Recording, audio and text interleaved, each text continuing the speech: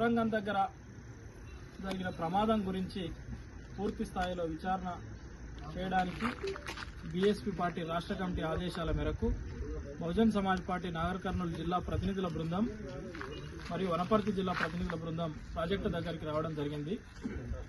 ప్రభుత్వ పెద్దల ఒత్తిడితో నాగర్ కర్నూలు జిల్లా అధికారులు ప్రాజెక్టు దగ్గరికి కేవలం కాంగ్రెస్ పార్టీ ఎమ్మెల్యేను, ఎమ్మెల్సీలను, మంత్రులను మాత్రమే పంపిస్తా ఉన్నారు.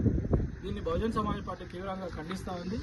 ఒక జాతీయ పార్టీగా ప్రాజెక్టు సందర్శన చేయడానికి వచ్చినప్పుడు మేము టన్నెల్ దగ్గర కూడా పోతా ఉంటలేము, ఎందుకంటే పనులకు డిస్టర్బ్ చేయొద్దని మాకు తెలుసు.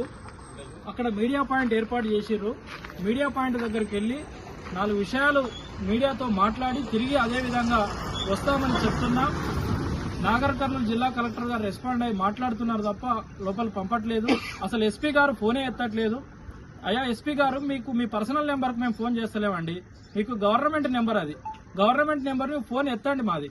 ఎందుకంటే ఎమ్మెల్యేలేదు, ఎంపీలేదు ఎత్తితే మళ్ళీ పేదోళ్ళ ఫోన్లు ఎప్పుడు ఎత్తాలి, పేదోళ్ళ ప్రతినిధుల ఫోన్లు ఎప్పుడు ఎత్తాలి. 5 రోజులు అవుతుంది, 8 మంది కార్మికులు దానిలో ఉన్నారు. ఇప్పటి వరకు ఏం సమాచారం బయటికి లేదు. అంతరిక్షంలో ఉన్న సునీత విలియమ్స్ 48 రోజులు అంతరిక్షంలో ఉంటే ఆమె దగ్గరికి అమెరికా ప్రత్యేక ఉపగ్రహాలను పంపి ఆమెను కిందికి తీసుకొస్తుంది. మరి ఈ రోజు ఈ నాగర్ కర్నూలు జిల్లాలో ఈ దోమలపెంటలో 8 మంది కార్మికులు టన్నెల్లో చిక్కుకుంటే వాళ్ళకి ఏం జరుగుతుందో బయట ప్రపంచానికి తెలియని పరిస్థితి. అసలు ఈ ప్రాజెక్టుకు పునాది పోసినోడేవాడు? 2025లోనే ఇంత దుర్భరమైన పరిస్థితి ఉంటే 20 ఏళ్ల క్రితం ఈ ప్రాజెక్టు సక్సెస్ అయితే అని దీనికి పునాది పోసినోడేవాడు అని అడుగుతున్నాం. ఈ రోజు టీబీఎం మిషన్ ఖరాబ్ అయితే మరి రేపు ఎట్లా రిపేర్ చేస్తారు? ఈరోజు మిషన్ భగీరథ మొత్తం రాష్ట్రం అంతటా నీళ్లు ఇడిస్తే ఒక దగ్గర రిపేర్ అయితే 10 ఊర్లకో 12 ఊర్లకో 3 రోజులు 4 రోజులు నీళ్లు రాని పరిస్థితి.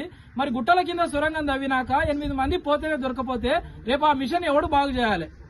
వేల కోట్ల ప్రజాధనం ఆంధ్ర పాలకులు వేల కోట్ల ప్రజాధనాన్ని వృధా చేసిర్రు.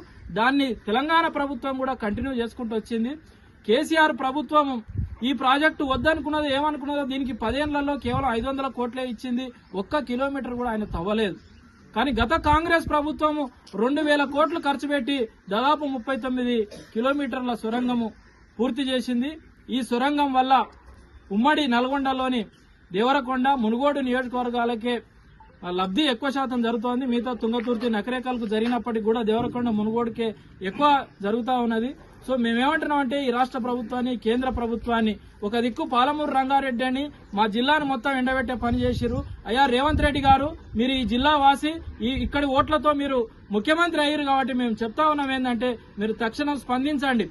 అన్ని పార్టీలకు సందర్శించేందుకు అవకాశం ఇవ్వండి. కేవలం మీ మంత్రులు, మీ ఎమ్మెల్యేలు, మీ ఎంపీలకే కాకుండా ఇమ్మీడియట్లీ మీరు ఆర్మీ, నేవీ, ఎస్డీఆర్ఎఫ్, ఎన్డీఆర్ఎఫ్ ఎన్ని ఫోర్సులు ఈ దేశంలో ఉంటే అన్ని ఫోర్సులు పెట్టి ఆ పేదోళ్ల ప్రాణాలను సురక్షితంగా బయటికి తీసుకురండి.